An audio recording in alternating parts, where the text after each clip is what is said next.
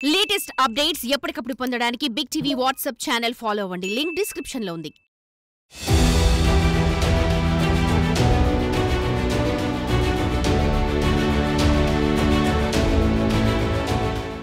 సాధారణంగా ఒక తరగతికి ఒక గది ఉంటుంది. అందులోనే ఆ తరగతి విద్యార్థులకు పాఠాలు బోధిస్తారు. కానీ గత పాలకుల నిర్లక్ష్యం వల్ల పాఠశాలలకు పక్కా భవనాలు నిర్మించాలన్న సోయ లేకపోవడంతో ఇప్పుడు 5 తరగతులకు ఒకే గదిలో బోధిస్తున్నారు ఉపాధ్యాయులు. ఇది ఎలా సాధ్యం అనుకుంటున్నారా? అవునండి, అది ఓ ప్రభుత్వ ప్రాథమిక పాఠశాల. 1 నుండి 5వ తరగతి వరకు చదువుకునే అవకాశం ఉంది. కానీ ప్రభుత్వం గదులు నిర్మించడం మార్చింది. అన్ని తరగతులకు కలిపి ఒకే ఒక్క గది ఉంది. ఎక్కడా ప్రభుత్వ బడి అనుకుంటున్నారా? అయితే ఈ స్టోరీ చూడండి.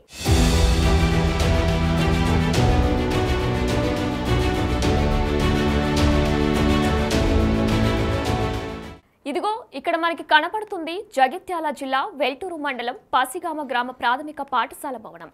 గతంలో నిర్మించిన పాఠశాల భవనం శిథిలావస్థకు చేరుకోవడంతో భవనాన్ని 10 సంవత్సరాల క్రితం కూల్చివేశారు. అప్పుడు మంత్రిగా ఉన్న కొప్పుల ఈశ్వర్కి మొరపెట్టుకున్న పాఠశాలకి పక్కా భవనం నిర్మించలేదు. గత 10 ఏళ్ల నుంచి ఉన్న ఒక్క భవనంలోని ఒకే గదిలో 5 తరగతులకి పాఠాలు బోధిస్తున్నారు ఉపాధ్యాయులు. ఉన్న ఒక గది లేదంటే వరండాలే క్లాసులకు దిక్కు. మధ్యాహ్నం వరండాలోకి ఎండ వస్తే అన్ని తరగతులకు ఒకే గది. అందులోనే 5 తరగతులకి పాఠాలు బోధించడం. ఇటీవలే ప్రభుత్వం విప్ దృష్టికి సమస్యలను తీసుకుపోగా తరగతి గదుల నిర్మాణానికి హామీ ఇచ్చారు. తరగతి గదులను తొందరగా నిర్మించి ఇబ్బందులు తీర్చాలని గ్రామస్తులు కోరుతున్నారు.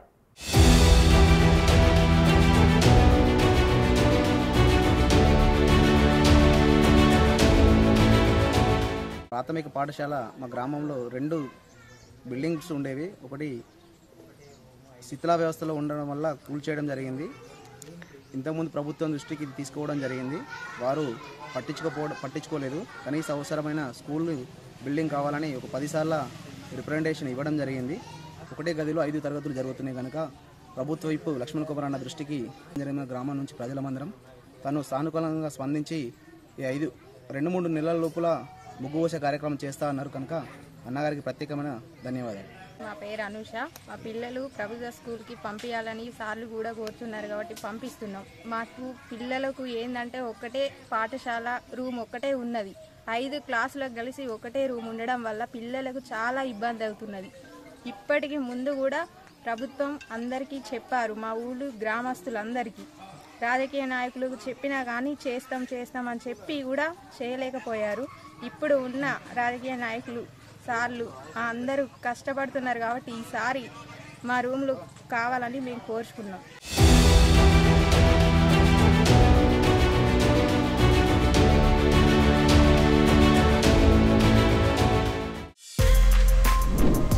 For more videos like this, subscribe Big TV channel.